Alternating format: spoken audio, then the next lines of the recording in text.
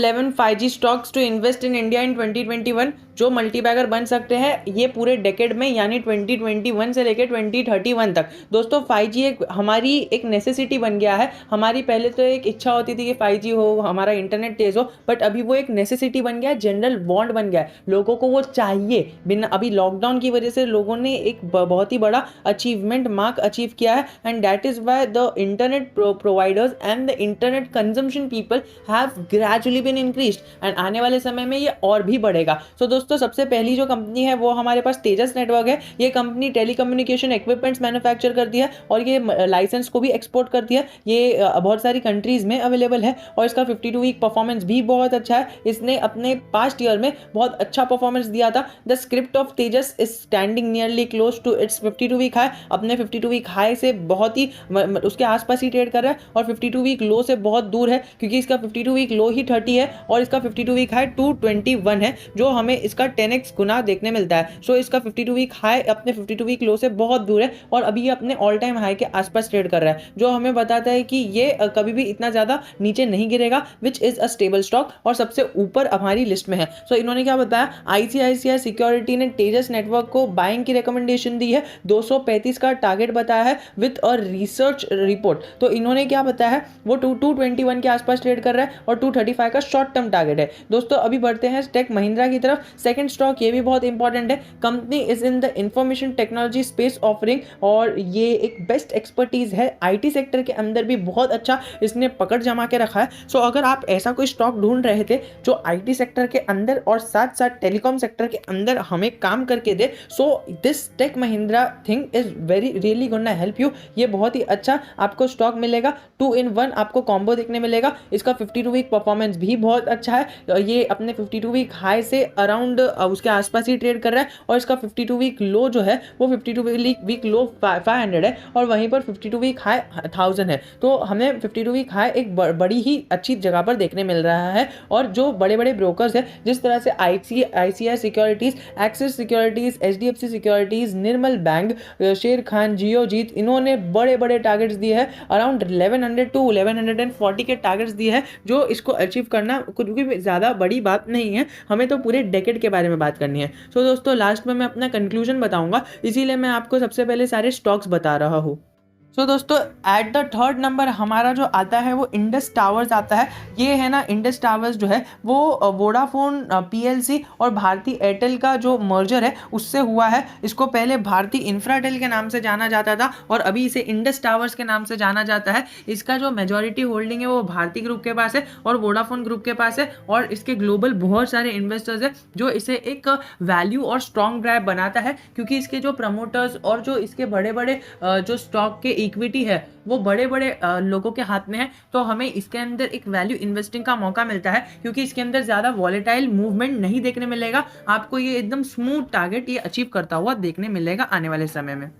इसके अंदर global investors का हाथ है, जिसकी वजह से बड़े बड़े इन्वेस्टर्स जिस तरह से कैनेडियन पेंशन फंड्स जो है उसके वजह से इसके अंदर हमें HUL नेक्स्ट बनते हुए देखने मिल सकता है, क्योंकि स्टॉक अपने सेक्टर के अंदर एक मोनोपोली है। अभी आपका इसके अंदर जो बिजनेस करता है ना वो एक मोनोपोलिस्टिक बिजनेस है। हाँ मतलब ओवरऑल इसे हम इसका 5G नेटवर्क के अंदर भी इसका बहुत बड़ा योगदान है और इसका majority chunk of the revenue comes from IT sector and like this हमारा infrastructure and the 5G sector which gives us a value buy, एंड ये हमारे पोजीशन पे 4th पर है। अगर आप देखो तो इसका जो 52 वीक हाई का परफॉर्मेंस है वो भी बहुत ज़्यादा अच्छा है। डिविडेंड यील्ड 8% की डिविडेंड यील्ड देता है। इसका जो डिविडेंड पे आउट है वो 20 पर शेयर है और जो इसकी ग्रोथ वैल्यू है वो भी बहुत अच्छी तरह से तेज़ी से बढ़ रही है। EPS भी बहुत तेज़ी से बढ़ रहा है। इसका जो टेली कम्युनिकेशन सर्विस प्रोवाइडर है इसने बहुत ही अच्छा रेशियो मेंटेन करके रखा है। 5G सर्विसेज में इसने ब्रांडविड्थ जो रिक्वायर है वो 10x टावर्स रिक्वायर्ड है,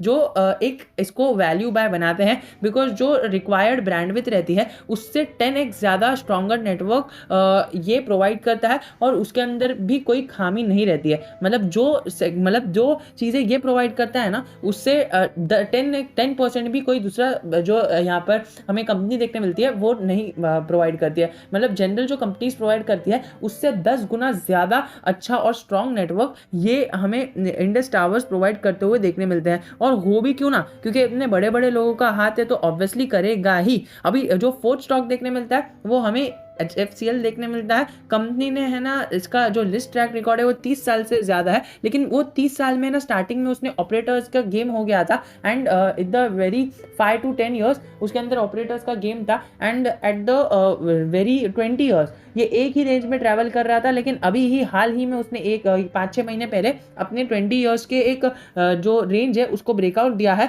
एंड उसने अपने 52 वीक हाई को नया बनाया है, जो इसका 70 रुपीज़ के आसपास, 95 रुपीज़ के आसपास है और अपने 50 वीक हाई के आसपास ही ट्रेड कर रहा है, जो अराउंड इसका अभी चल रहा है, इसकी 70 के आसपास की प्राइस चल रही है। और जो इसका 52 वीक लो है वो तो सिर्फ 7 रुपये है। देखो सेंसेक्स से ज़्यादा रिटर्न्स दिया है और 52 वीक लो बहुत ही ज़्यादा नीचे है, और इतनी छोटी कंपनी होने के बाद भी हमें ये डिविडेंड देती है, तो हमें इसको भी कंसिडर करना चाहिए, क्योंकि छोटी कंपनी है तो इसके अंदर सैचुरेशन पॉइंट बहुत ही मतलब आने वाले टाइम में होगा। अभी बहुत ही छोटी कंपनी है, हमें इसके अंदर आने वाले टाइम में बहुत बड़े रिटर्न्स देखने मिल सकते हैं। तो चलिए दोस्तों लास्ट स्टॉक के बारे में बात करते हैं। टॉप 5 के अंदर बात करने वाले हैं हम।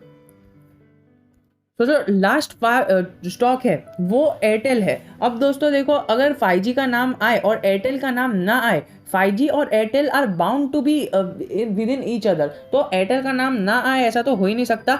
इंडिया का फास्टेस्ट जो 5G नेटवर्क है वो एयरटेल है। हर एक बंदे के ज़बान पे यही चीज़ है कि फास्टेस्ट डेटा नेटवर्क कौन सा है, तो एयरटेल है। चाहे आप गांव में जाओ चाहे आप शहर में रहो, आपको सबकी स्पीड बहुत अच्छी देखने मिलती है। अगर आप गांव में जाओगे ना तो जियो ज़रा भी नहीं चलेगा, अगर आप रूरल एरियाज़ में जाओगे तो जियो चलेगा, और अर्बन एरियाज़ में जियो बहुत अच्छे से चलेगा। लेकिन वोडाफोन आइडिया तो और भी गया गुजरा है। देखिए एयरटेल हर एक जगह पर चलेगा, और वहीं पर जियो सिर्फ है ना, मतलब अर्बन एरियाज़ में चलेगा, रूरल एरियाज़ में थोड़ा सा कम चलेगा, और गाँव में तो चलेगा ही नहीं। और वहीं पर वोडाफोन आइडिया तो आपको खाली अर्बन एरियाज़ में चलते हुए देखने मिलेगा, बाकी कोई भी जगह पर देखने नहीं मिलेगा। So the majority chunk of the revenue comes from the customers who are living at urban area, and वहीं पर जहां पर लोगों को ज़्यादा अपना फायदा देखने मिलता है। तो दोस्तों भारतीय एयरटेल के बारे में बात करें तो ये एक ब्लू चिप स्टॉक है। ये निफ्टी इंडेक्स का पार्ट हुआ करता था, लेकिन आपको सबको पता है जिस तरह से इसे निकाल दिया गया था, लेकिन फिर बाद में इसने एक अच्छा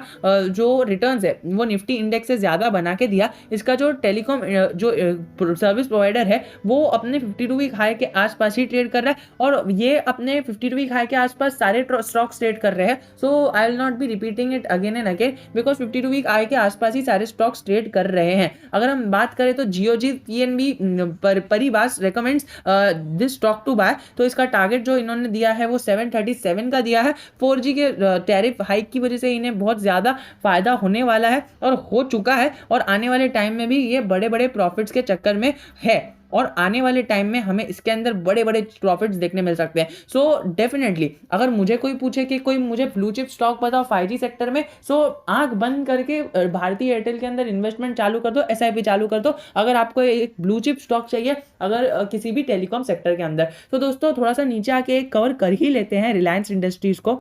दोस्तों रिलायंस इंडस्ट्रीज के बारे में मैं कुछ बात नहीं करने वाला हूँ, ये सारी चीज़ें आपको पता है। सो बस ये बताना था कि एयरटेल के बाद रिलायंस इंडस्ट्रीज आता है, बिकॉज रिलायंस इंडस्ट्रीज के अंदर बहुत सारी चीज़ें आती है और एक बहुत बड़ा chunk of compliance Reliance industries के अंदर है, तो हमें वो चीज़ें देख के चलनी है, क्योंकि Reliance Industries has always been a good performer in everything. अभी जैसे कि ये थोड़ा सा मंदी में चल रहा है रिलायंस इंडस्ट्रीज, बट स्टिल ये अपने जो नए 52 वीक हाई है वो बना रहा है। अभी कल ही के ट्रेडिंग सेशन में उसने अपना नया 52 वीक हाई बनाया और एक टॉप गेनर्स के अंदर अपनी पोजीशन बनाई। तो दोस्तों रिलायंस के बारे में मुझे तो नहीं लगता है कि पर्सनली आपको कुछ बताने की ज़रूरत है। और 7वां नंबर पे वोडाफोन आइडिया आता है, तो उसके बारे में मैं बात नहीं करना चाहूँगा। तो दोस्तों इसकी वीडियो को एंड करना चाहूँगा और कहना चाहूँगा कि आपको कुछ डाउट है, so I am always just a comment away from you.